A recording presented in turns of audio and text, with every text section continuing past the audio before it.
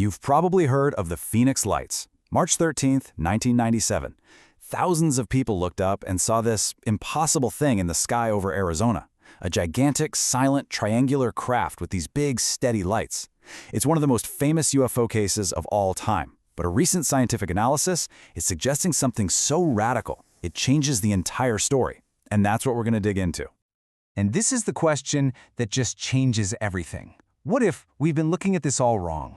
What if those lights weren't there for somebody to see out of, like headlights? What if they were a signature of something else entirely? Something way more advanced? So to get our heads around this, we have to look at the signal itself. Because when data analysts got a hold of the video footage, they found some incredibly strange things hiding in the light. Properties that just defy any easy explanation. I mean, the witness reports were just unbelievably consistent. You have people describing a craft that was enormous, maybe even a mile wide. And the two things everyone agreed on? It made absolutely no sound as it drifted overhead, and it had these fixed, steady points of light. They weren't blinking, they weren't strobing, just a constant, powerful glow. Okay, so here's the first huge clue from the data. When a normal camera records a light source, its red, green, and blue sensors all see slightly different things. You get a messy profile with multiple peaks. But with the Phoenix Lights, the profiles for all three colors collapsed into one. Perfect, clean, narrow signal. It's like a barcode where every single color line is stacked exactly on top of the others. That is just not normal. And then there's the second clue, which is honestly even weirder. The lights didn't just fade in and out smoothly. The analysis showed the brightness changing in these distinct measured steps, like click, click, brighter, and then it would dim in the exact same symmetrical steps. Think about a digital dimmer switch with set levels, not a smooth analog dial you can turn. That screams electronic control, not some kind of chemical burn. So you've got these two big anomalies, right? The perfect color profile and this weird step-by-step brightness. With those clues in hand, we can start to go through the list of usual suspects and see if any of them hold up. First thought for a lot of people, military flares. Makes sense. But the data says, no way. Flares are just burning chemicals. They're messy, they flicker wildly, their color drifts, and their light profile is totally chaotic. The Phoenix signature was the exact opposite. Spectrally clean, precise in time, and totally stable. It's about as far from a flare as you can get.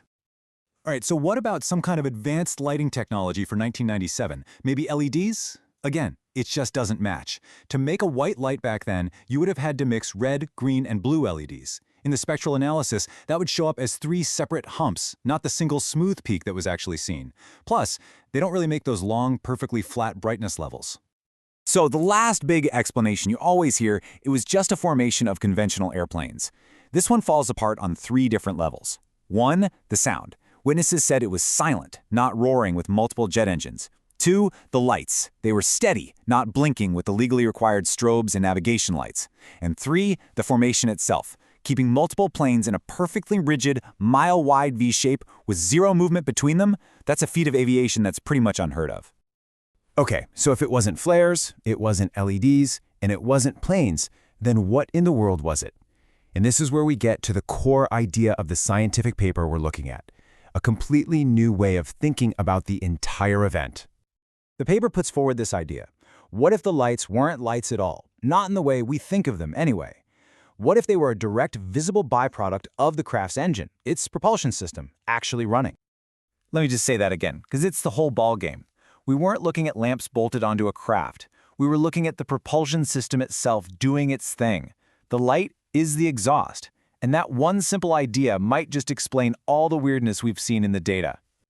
So if the light is the signature of the engine, what kind of engine are we even talking about here? I mean, this is where we get into some really fascinating stuff, some speculation, but it's all grounded in some very advanced physics. Now, the paper throws out a few possibilities, things like a super continuum emitter or technology built on metamaterials. Look, you don't have to be a physicist to get the main point here. All of these ideas are about generating light through exotic fields and weird physics, not by burning fuel or heating up a piece of metal. This is engineered, controlled light created at a fundamental level. And this brings us right back to those strange brightness steps, that temporal signature, the clean plateaus, the sharp changes. It's a perfect match for regulated power electronics. It's not messy combustion. Those steps in brightness could literally be different power levels or different operating modes for this hypothetical engine. It all just fits. And maybe the most elegant part of this whole theory is how it solves the biggest mystery of all, the silence. If your craft is generating thrust with some kind of field, you don't need to push huge amounts of air around like a jet engine or a helicopter. And if you're not moving air, you're not making sound. The silence isn't some weird, spooky detail. It's a direct consequence of the physics. What makes this whole hypothesis so compelling is that it's not just a cool story. It's a scientific one. And the reason it's scientific is because it's testable. It makes specific predictions that we can actually go out and check to either prove it right or prove it wrong. And here's the roadmap to do exactly that.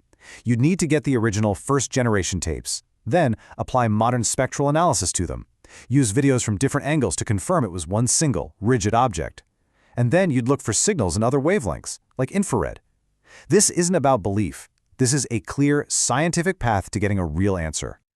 So we're left with this one, final, absolutely fascinating question. For decades, the mystery of the Phoenix Lights has been about what people saw. But maybe the real mystery, the deeper mystery, is about how it worked. Is it possible that hiding in those old videotapes is the very first public sighting of a brand new type of propulsion?